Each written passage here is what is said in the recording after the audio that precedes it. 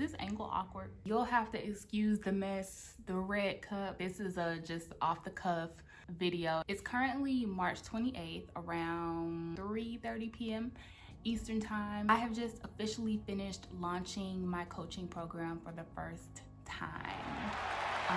Literally had my last next steps call or potential client call a few hours ago, and I don't know, I just had some things on my mind about my first experience with launching this particular program that I thought could be helpful for you if you are towards the beginning stages of launching your first program, or even if it's not your first time around, like this might be helpful for you. So there's like 3 takeaways that I think I want to mention to y'all when it comes to how to launch a coaching program without feeling like your whole life has been sucked out of you. Because honestly, like right now, I'm relieved that it's over, and it was like a tiring 8 weeks in a sense, but it wasn't draining like I imagined several other launching processes to be when I see what these coaches are trying to get y'all to do. And so I just kind of wanted to offer some thoughts that I have upon the conclusion of my launch, my very first launch, in hopes that it can help you in some way. My launch it happened over 8 weeks. And the first thing that I think of in reflection on that is, I think that when you really feel confident in what you are offering people, that makes everything fall into place so much more seamlessly, and it makes the entire launch process feel much more at ease. Like there's pressure in other elements of the process, like, are you talking to enough people? Are you getting enough interest in the program? Are you this and are you that? But there isn't the pressure of wondering, dang, I wonder if my program is good enough, or if I wonder if I'm creating the right thing for people, or if I'm the best person to be teaching this, or whatever.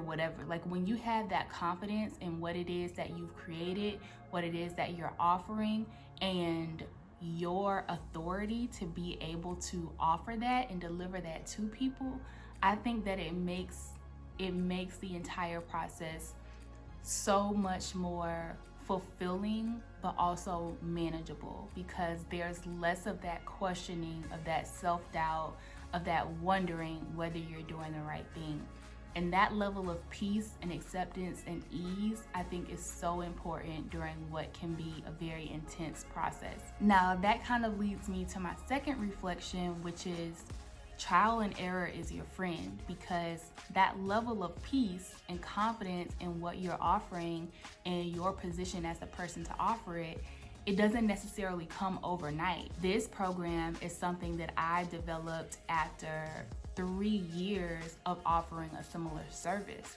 So this is my first time even offering a coaching program, but I was able to confidently offer this program because I had 3+ years of doing a similar service for myself. And so that made me very confident in what it is that I'm teaching other people how to do. But the thing is, if I hadn't gone through that 3+ years of trial and error in creating my own service, I would have never gotten to the point where I was able to offer this coaching program confidently. As a matter of fact, when I first started the service that I do, health writing, my coach asked me, she was like, couldn't you do this as a coaching program? Like, couldn't you teach other people how to do this?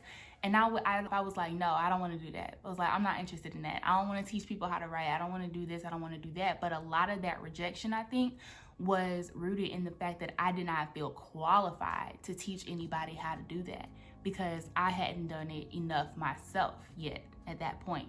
And now, a couple of months ago, having had an epiphany, like, this is a way that I can help expand my own professional mission in teaching other people how to do this, I didn't have that feeling of not being good enough to teach it or not wanting to teach it. Like, I am excited. I am so excited to work with the people who are in my program and to help them make the transformation that they're going to be making.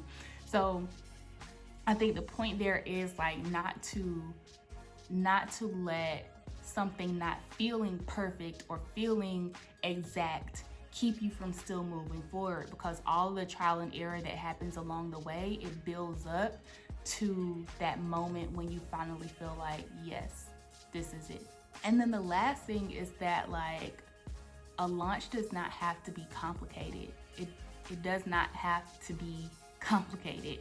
And I'm so grateful that I started working with my business coach, Jerisha Hawk, in 2018, like almost 3 years ago, because her entire process that she teaches through her programs, whether it's services that sell or leverage, is based on the lean launch methodology, which is basically launching through live video stream. And there's not funnels, there's not social media things, there's not like it's just the core of showing your face on live video every week and delivering a certain type of content in a certain order, so that you're bringing people along through a specific informational journey that gets them where they need to be, if they are a person who's truly good for your program. And so I'm just so grateful that I found her, because if I hadn't, I may have ended up with a coach that teaches funnels and lists and all of these things like that, and that wasn't necessary for me to get through this launch.